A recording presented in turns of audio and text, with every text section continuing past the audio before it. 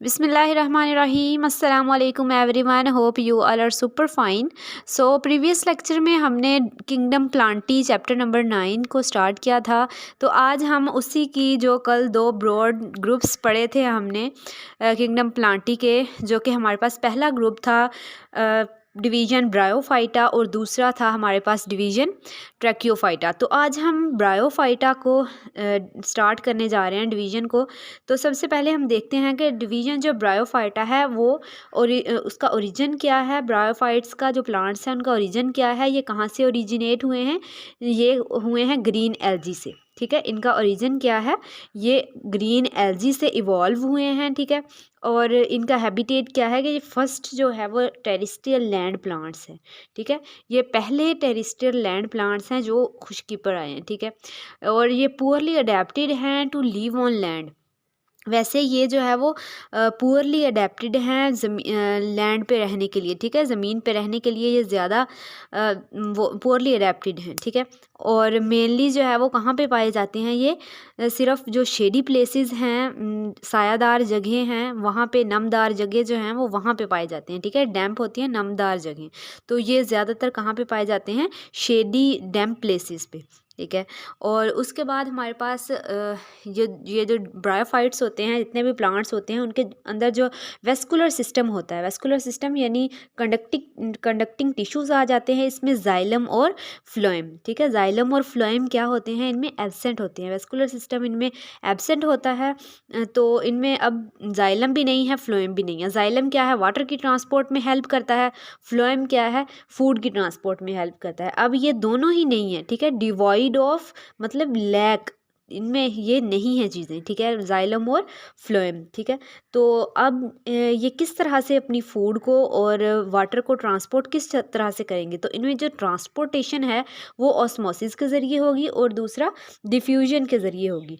Water और जितने भी मिनरल्स या फूड वगैरह है वो किस तरह से ट्रांसपोर्ट होंगे प्लांट्स के अंदर, ऑस्मोसिस के ज़रिए और डिफ्यूजन के ज़रिए, ठीक है। तो उसके बाद हमारे पास आ जाता है कि जो ब्रायोफाइट्स के प्लांट्स होते हैं ना, उनमें प्लांट्स में क्यूटिकल प्रेजेंट होती है, वो भी बिल्कुल थिन सी लेयर होती है क्यूटिकल की, ठीक है। ये हमारे पास आउटर कवरिंग है क्यूटिकल जो है।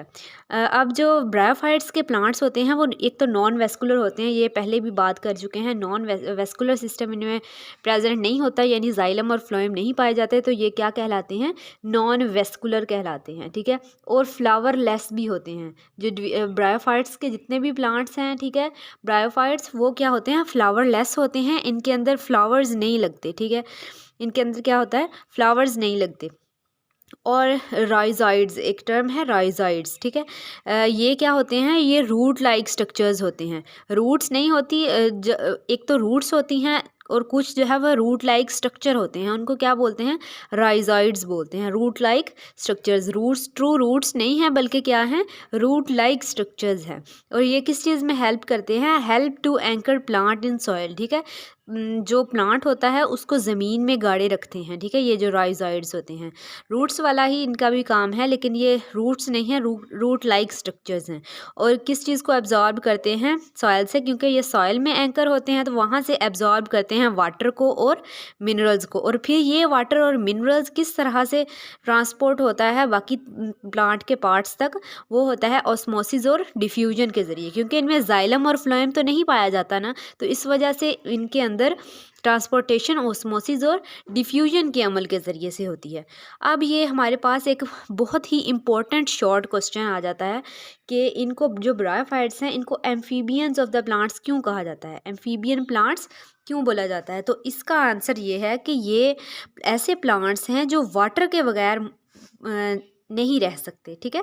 ये प्लांट्स क्या करते हैं, वाटर के बगैर इनका सर्वाइवल इम्पॉसिबल है। इनको वाटर की ज़रूरत होती है अपनी रिप्रोडक्शन के लिए भी और अपनी डेवलपमेंट के लिए भी, ठीक है। इन चीज़ों के लिए इनको वाटर की ज़रूरत होती है, इसलिए ये वाटर के बगैर नहीं रह सकते। तो इसलिए इनको क्या बोला जाता है, amphibians of the plant world बोला जाता है, ठीक है। ये ब्रायोफाइट्स को कहा जाता है।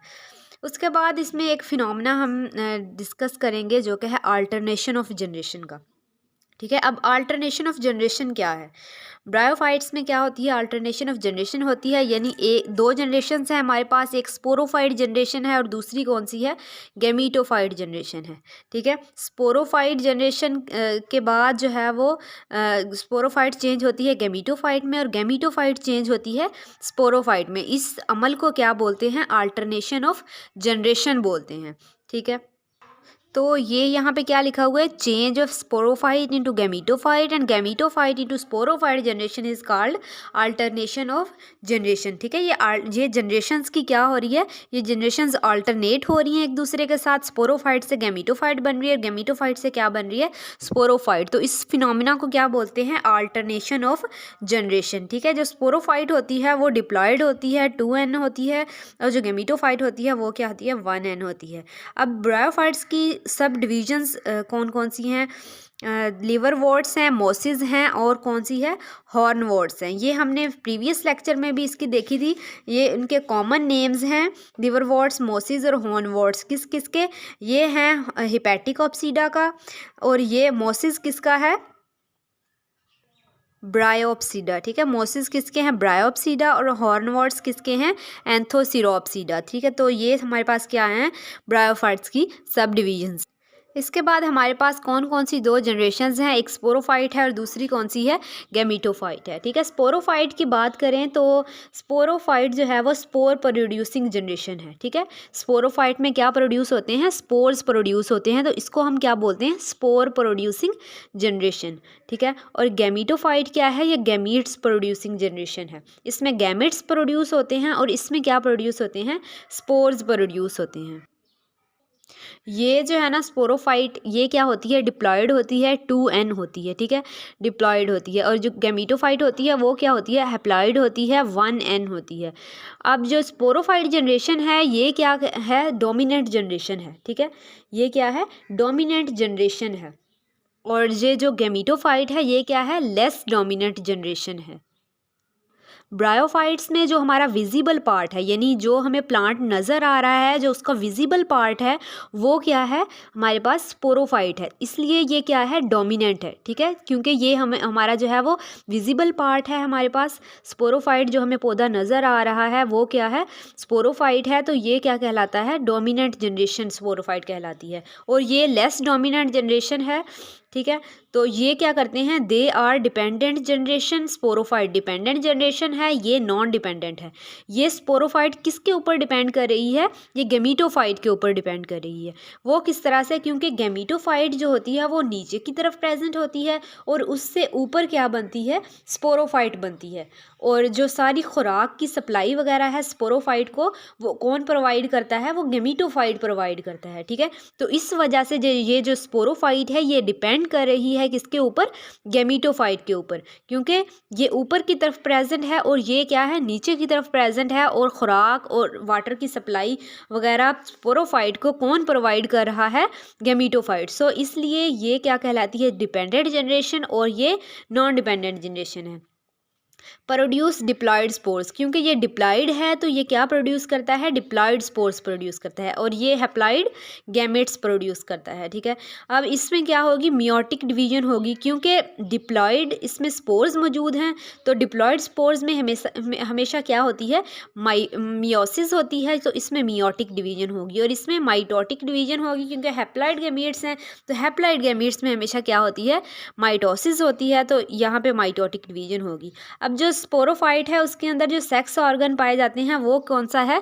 कैप्सूल है। ठीक है। कैप्सूल क्या है? इनका सेक्स ऑर्गन है। और गैमीटोफाइट में सेक्स ऑर्गन कौन से हैं? एंथ्रीडियम है और आर्चिगोनियम है। एंथ्रीडियम क्या है? उसमें मेल सेक्स ऑर्गन होता है। आर्चिगोनियम क्या है? उसमें फीमेल सेक्स ऑर्गन होता है। एंथ्रीडियम जो मेल गैमेट है उसको क्या कहते हैं? एंथीरोजोइड। और आर्चिगोनियम में जो फीमेल है वो क्या है?